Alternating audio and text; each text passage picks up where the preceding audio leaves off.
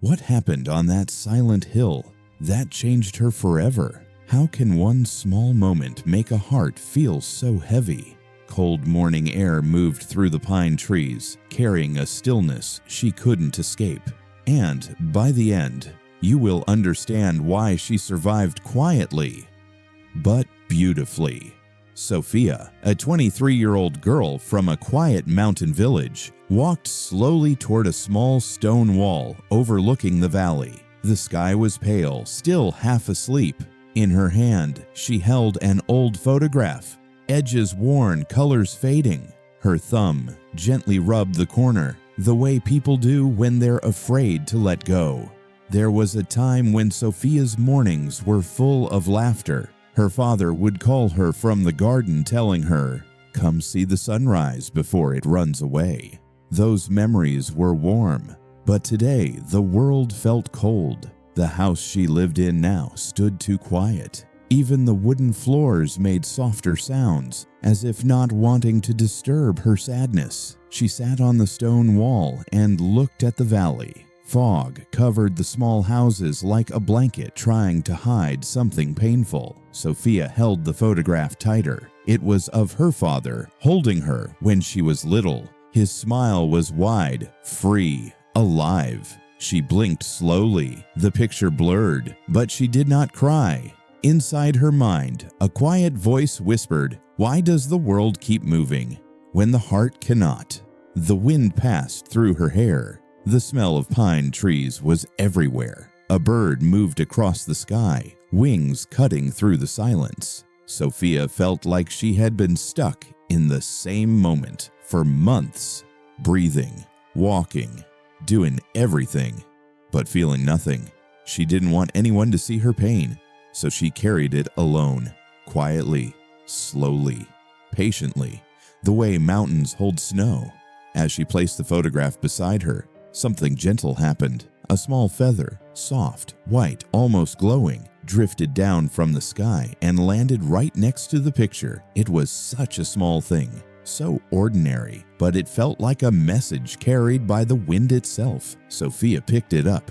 The feather was warm from the sun that had just begun to rise. She looked at the photograph, then at the feather. Something inside her softened. She remembered how her father used to say, "Every mountain carries its weight, but when the sun comes, even the snow learns to melt." She had forgotten those words, forgotten how gentle life could be.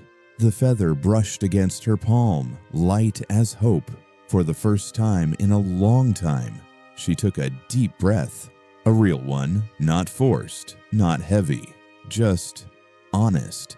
It didn't fix everything, but it started something. A tiny rise of warmth inside her chest, like the first spark after a long night. Sophia held the feather and the photograph together. She closed her eyes. The cold air touched her face, but it didn't feel cruel anymore. In that quiet moment, she understood something. Healing isn't loud. It doesn't come with fireworks. It comes in small signs, small memories, small breaths that remind you you're still alive. The picture reminded her of love. The feather reminded her of lightness. She whispered softly, "I am allowed to start again."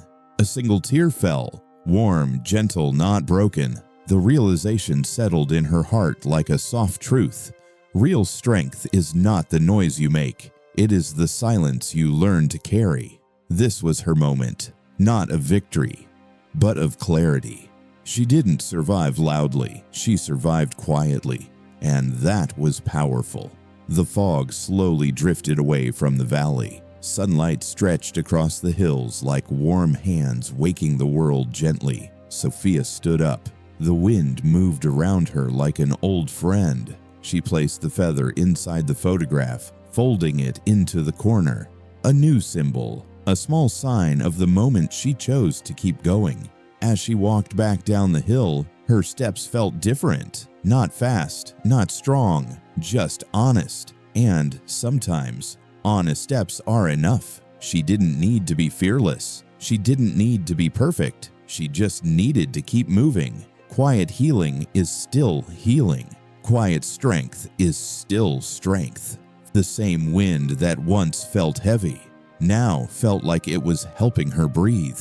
Maybe you needed this story today. If it touched your heart, subscribe to Eliza Bethell's Tales, where stories heal your soul and remind you that you're never alone.